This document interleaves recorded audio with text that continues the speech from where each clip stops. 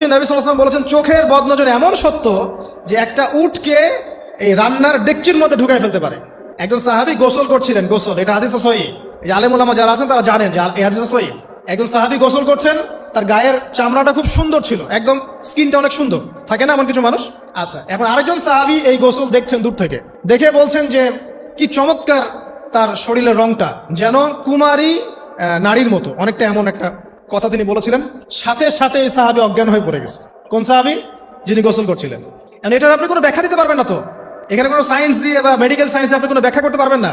একটা ব্যাখ্যা দিতে পারেন, কিন্তু কেন সেটা হলো সেটা আপনি আনসার খুঁজে পাবেন না।